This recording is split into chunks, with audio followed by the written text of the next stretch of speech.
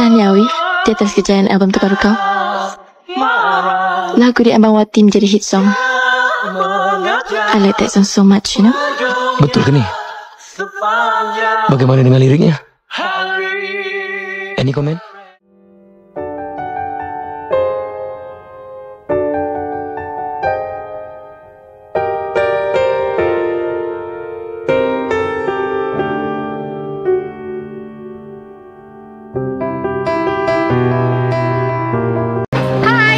Era Fazira. Dan dia Era Fazira. Dan dia Yusri Abdul Halim. Dan kita sekarang berada di lokasi penggambaran filem.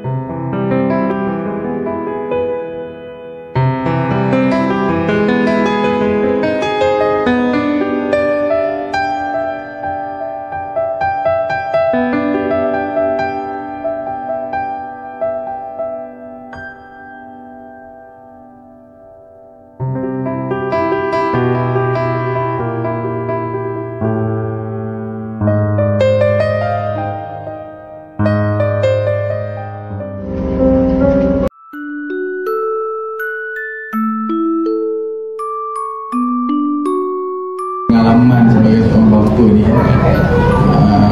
banyak perkara yang saya belajar dari Alisha.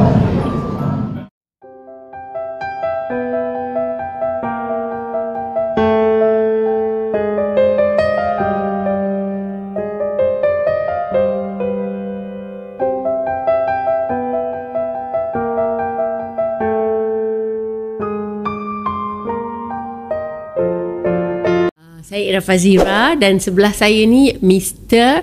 E atau Mr. Kuih atau nama sebenarnya Izwan Zain. Sebab saya ni peminat kuih. Kebetulan waktu tu first time jumpa lah di Sina. Macam mana kita mula-mula kenal? Kita jumpa tu dekat Radio Sina, betul? Awak tengah try kan? Saya tackle Era Fazira pakai putu mayam ni.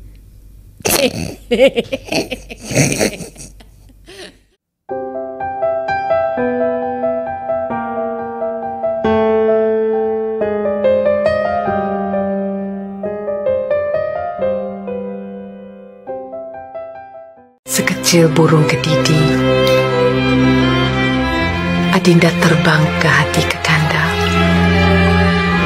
mengharapkan cinta yang menggunung. Jika patah sayap Raja Wali, bertungkat jua kanda kemari. Melafazkan lafaz ijab dan Muhammad Izwan bin Muhammad Zain akan melafazkan lafaz qabul. Bismillahirrahmanirrahim.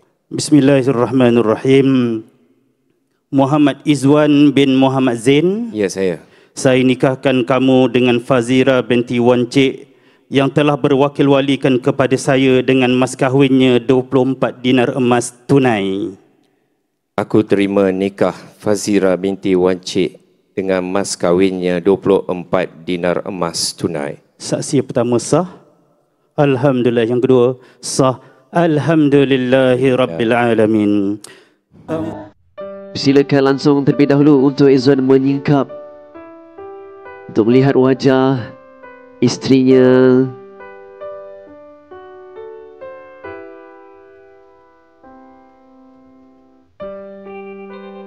Saat yang indah untuk kita rakamkan bersama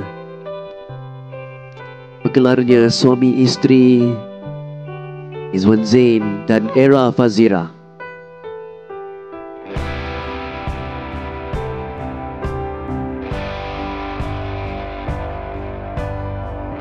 Menyarukan cincin.